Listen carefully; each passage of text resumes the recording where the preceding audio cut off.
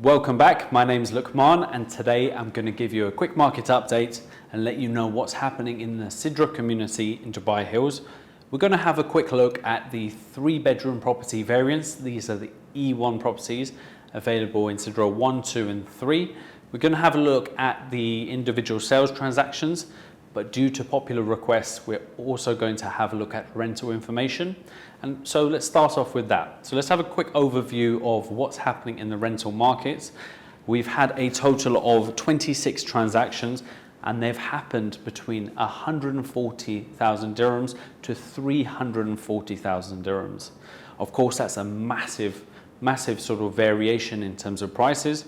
Starting off at the low end, 140,000 dirhams is going to be renewals. These are properties that essentially have been secured at rental rates during the height of the pandemic, many of which have been served notice now, and these notices are coming into effect by the end of the year to the middle of next year.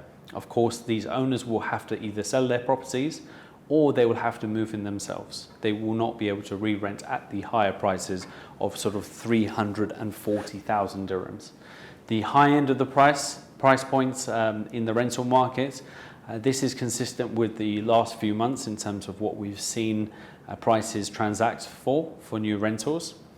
Let's look at sales now, and behind me, as you can see, there's no transactions that have happened in Sidra 1, but we've seen a total of 5 transactions and they've happened between 4.25 million to 4.9 million dirhams. Let's now have a look at Sidra 2 and the 3 transactions that have happened in this community. One thing that's interesting to notice is all 3 of the properties have sold for a very similar price.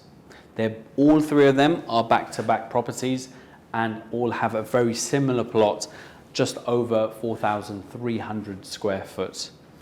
All 3 properties, we don't have any records of if these properties were rented or owner occupied.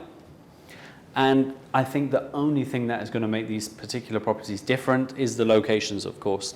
So this one's really close to the community centre. This one's a little bit further away, but sold for the same price. This one's quite a bit further away, but then you've got the 2 park areas here, which make this property quite desirable as well. Having a look at Sidra 3, we can see a very similar property, again 4,300, maybe a little bit more on this property in terms of size, the plot size, but this sold for 4.9 million. Again, back-to-back property, so that's a really interesting thing to note, comparing it to the last 3 properties I showed you in Sidra 2.